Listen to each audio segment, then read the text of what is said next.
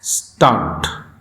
Sir, it is always very encouraging for us when new institutions of higher education are established in our country to cater to the growing aspirations, the enormous potential, and the vast needs of our population, majority of whom are young.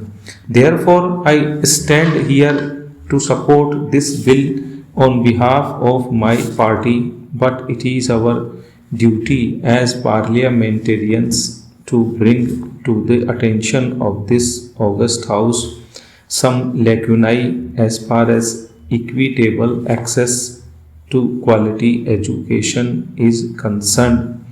For instance, if you look at both these institutions which have already started, they are functioning from temporary campuses. There are no proper laboratories, there are no libraries, and there are no high quality IT or engineering tools for training. Sir, can we imagine an engineering college without a functioning laboratory or library books? The fact is, there is an acute shortage of infrastructure in terms of accommodation, as well as we have a situation where we have created an institution which was not ready to be launched, but in a haste to lay the foundation stone as announced, we have gone ahead.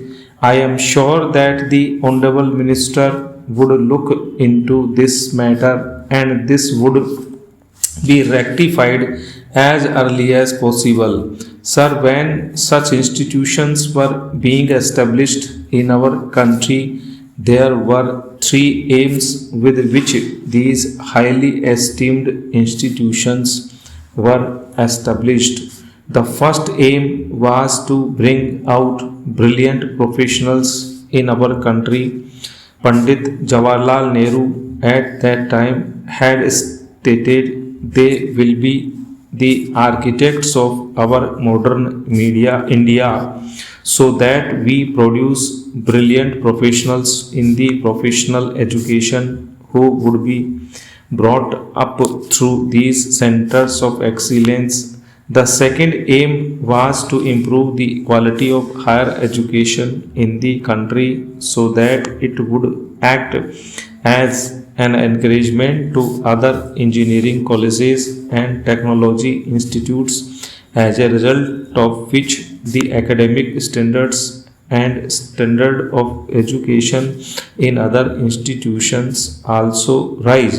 Sir, the third aim is very important, but unfortunately it is being ignored nowadays. It was to ensure that poor and common people get an opportunity to have quality education in these centers of excellence. These institutions were started with a long term perspective, thinking that professional education imparted in these institutes would be a better way to improve quality of education.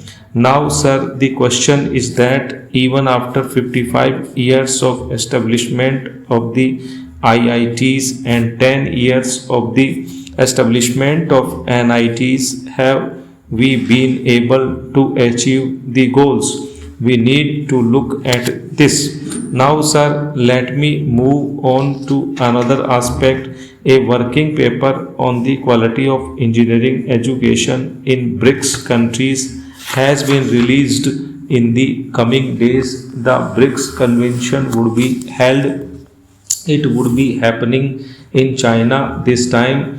Now, sir, in global rankings, our IITs feature among the top 200 institutes, but our NITs are not. Now we need to think why this is not happening. The point is 82% of the country's engineering graduates are ending up in professions that do not require an engineering degree. What is the government doing to align the establishment of educational institutions like this NIT that we are approving today with market research so that we know that employers are looking for before we push our youth through an engineering degree. Sir, India is proud of its achievements in the field of science and technology.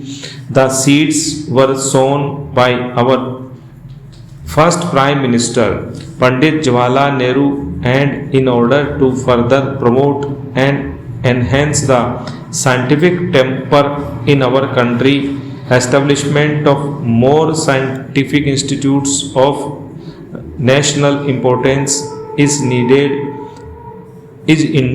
a welcome step and the need of the day. On this occasion, I would like to flag only 4 points in the limited time that I have. Firstly, sir, there is an observation. There is the National Employability Survey report which says, and some of my colleagues have already mentioned it, that over 80% of qualified engineers in India are unemployable. Sir, through many of these institutes, we are giving certificates, we are giving degrees, but are we really equipped enough to make them employable? Should the curriculum be changed and should it be made in such a way that we have more skills? Sir, an assessment needs to be done so that their employability increases. This is my first point. Secondly, sir, employability percent of software and information technology sector shows that only 10% graduates were employed in this sector. Sir, we see that only major cities like Delhi, Mumbai, Bengaluru and Pune are the cities which provide employment thousands of students in the IT sector. Stop.